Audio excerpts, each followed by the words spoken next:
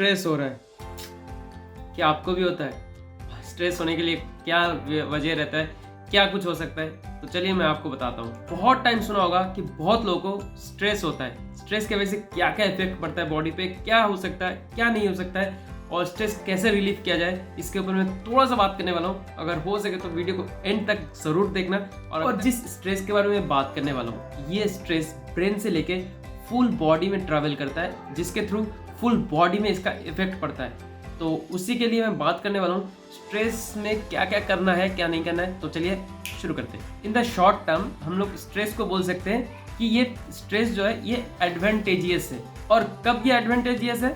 जबकि ना ये जस्ट ये एक्टिवेट कर देता है, और उसके साथ साथ टू लॉन्ग, ये जो ऑफन है ये टू लॉन्ग होता है, तभी हम लोग बोल सकते हैं कि stress can be like advantageous, but when activated too often और टू लॉन्ग। स्ट्रेस कहाँ से रिलीज होता है, इसके ऊपर भी आपको जान लेना चाहिए।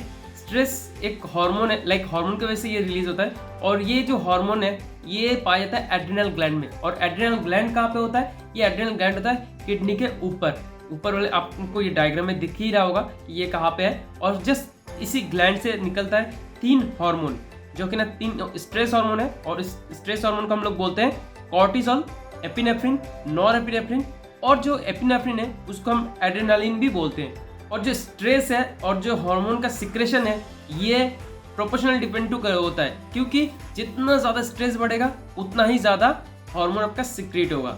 जितना ज़्यादा एड्रेनालिन रश होगा, फ्लो होगा, उसके साथ साथ बीपी भी हाई होगा। और बीपी हाई होना मतलब क्या?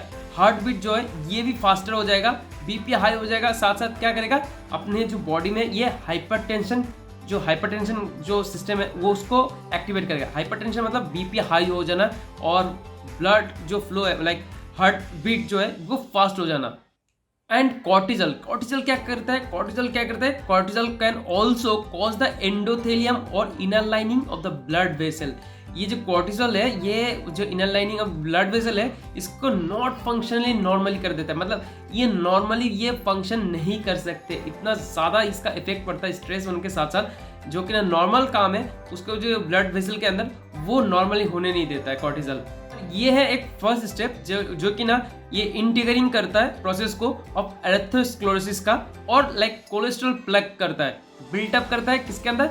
आर्टरीज के अंदर इसमें ब्लॉक आएगा जब, तब अपने आप क्या हो जाएगा, इसके साथ साथ हार्ट अटैक का चांस बढ़ सकता है। तो ये टुगेदर एक साथ क्या कर सकता है? Increase your chances of heart rate on, और we can say that the stroke. और जब भी हम लोग स्ट्रेस फील करते हैं, ब्रेन क्या करता है? एक्टिवेट कर देता है जो कि ना ऑटोनोमिक नर्वस सिस्टम को। तो इसके साथ साथ क्या होगा?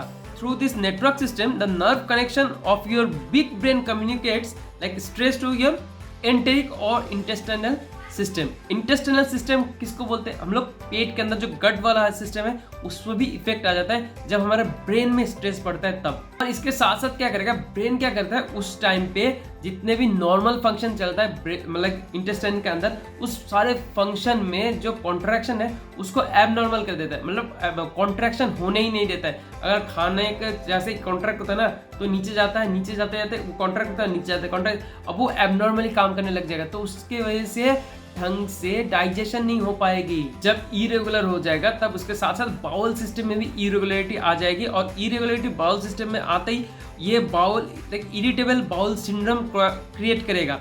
और उसके साथ साथ क्या करेगा? इसके साथ साथ जो इसका जो सेंसिटिविटी है इंक्रीज कर देगा to the acid, like make more likely the feel the heartburn. आपको पता है हार्ट हमारे बिल्कुल स्टोमक के पास ही रहता है, अगर उसमें ठीक से एसिड काम नहीं करेगा, हमारे स्टोमक में कौन सा एसिड होता है? HCl। अगर HCl अगर उस टाइम पे अच्छे से काम नहीं कर रहे, कॉन्ट्रैक्शन अच्छे से नहीं हो पा रहे, तो क्या हो जाएगा? हार्ट बर्न हो जाएगा, ऐसा लगेगा कि दिल पे बहुत ज्यादा दर्द हो रहा है। मान लो कि स्टोमक में, पैंक्रियास में कोई भी एकदम डिफिकल्टी आती है, उसके साथ साथ जो ये बाउल सिंड्रोम है, इसके साथ साथ क्या हो सकता है? और भी कुछ हो सकता है जिसमें कि बैक्टीरिया किल करने की जो क्षमता रहती है HCl की, वो अगर मान लो कि इधर उधर हो जाता है, उसका pH इधर उधर लेवल कम ज़्यादा हो जाता है, वो क्या करता है? गट बैक्टीरिया जो है ना उसमें भी इफेक्ट पड़ता है, और which may affects like you the distinctive और द ओवरऑल हेल्थ, पूरे बॉडी पे भी हेल्थ पे इसका असर दिखता है, जो कि ना डाइजेशन अगर ढंग से नहीं हो पाएगा तो पूरे बॉडी पे तो दिखेगा ही दिखेगा।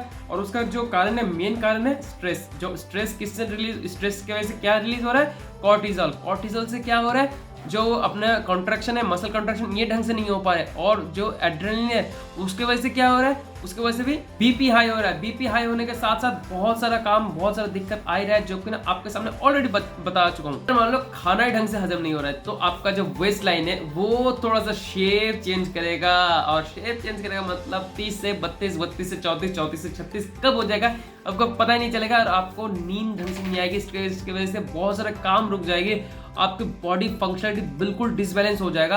और उसके साथ साथ वेस्ट लाइन का नंबर बढ़ जाएगा। जैसे कि मैंने पहले ही बता रखा है, कॉर्टिसोल का काम क्या है, इंक्रीज करना है आपका एपेटाइट को, मतलब आपको खाने का क्षमता वो बढ़ा देगा, आपको और भी भूख लगेगी और काम करोगे। अब कभी कभी स्ट्रेस में इतना ज्यादा भूख लगती है ना, आप कुछ भी ना कर रहे हो फिर भी भूख लगती है। उसके साथ साथ आपका अंदर का जो सिस्टम है वो पूरा का पूरा हिल जाता है। और cortisol also can put your the extra calories और लाइक विसल और डीप बेली फैट, जो कि ना आपका बेली फैट के अंदर जो डीप पोर्शन है उसमें जाके ये इफेक्ट करता है। और इसके साथ साथ अगर वेस्ट लाइन बढ़ जाएगी तो आपका जो पैंट पहनने में दिक्कत हो जाएगी, वो बहुत ज्यादा दिक्कत होने वाला है, ये एकदम लिख के ले लो। इसके साथ साथ मैं बता देता हूँ, इसके साथ साथ साइटोकाइनिन जो एक हमारे पास केमिकल है बॉडी के अंदर इम्यून सिस्टम में, उसमें भी डिफेक्ट पड़ता है। और उसके साथ साथ अगर उसमें डिफेक्ट पड़ेगा तो डेवलप होता है क्रोनिक डिजीज, और जो कि ना हमारे धीरे धीरे वो डिजीज इतना ज़्यादा बढ़ जाता है कि हार्ट डिजीज में भी कन्वर्ट हो सकता है और इंसुलिन रेजिस्टेंस भी हो सकता है बिकॉज ऑफ स्ट्रेस। बहुत लोगों को शुगर रहता है, बहुत लोगों को शुगर नहीं भी रहता है, मगर धीरे धीरे देखा जाएगा अगर जिन लोगों को स्ट्रेस ज़्यादा है उनका शुगर बहुत जल्दी बढ़ जाता है, शुगर लेवल इतना ज़्यादा बढ़ जाता है, वो लोग मेडिसिन लेने के बाद भी काम नहीं करते, फिर इंसुलिन का इंजेक्शन लेना पड़ता है कि उसको सप्रेस कर पाए, मगर कभी कभी वो भी कर नहीं पाते क्योंकि बिकॉज ऑफ स्ट्रेस, दिमाग में स्ट्रेस बहुत ज़्यादा है, तो स्ट्रेस की वजह से तो ये सब चीज़ होगा ही होगा। स्ट्रेस अगर आता है तो आपको सबसे ज़्यादा मतलब क्या क्या दिख सकता है वो उसके ऊपर मैं एक लिस्ट लिख के दे देता हूँ, ये देख सकते हो। इंक्लूडिंग एक्नी हो सकता है, हेयर लॉस हो सकता है, सेक्सुअल डिसफंक्शनलिटी हो सकता है, हेडेक हो सकता है, मसल टेंशन हो सकता है, डिफिकल्टी इन लाइक कॉन्ट्रैक्शन हो सकता है, फैटिग हो सकता है, इरिटेबिलिटी हो सकता है, बहुत कुछ हो सकता है बिकॉज ऑफ स्ट्रेस।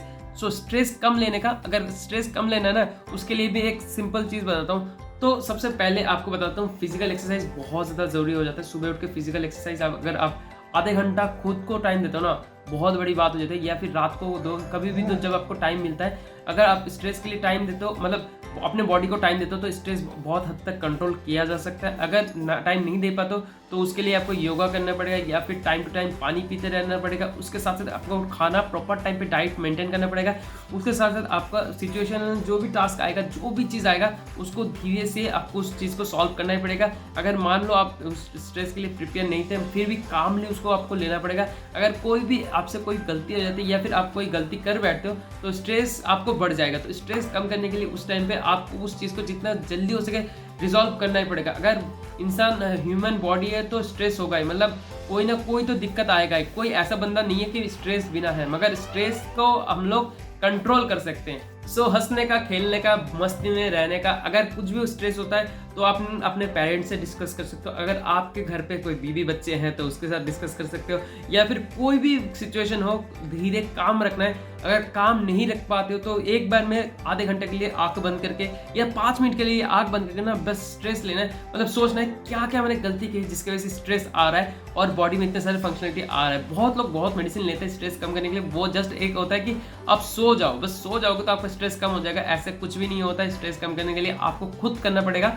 और स्ट्रेस की वजह से इतना कुछ हो सकता है आपको पता नहीं है। शुगर लेवल इतना ज़्यादा इंक्रीज कर सकते हैं ना स्ट्रेस की वजह से, आप बस मतलब सोच नहीं सकते। तो मैं आशा करता हूँ आपको ये जो इन्फॉर्मेशन है ये अच्छे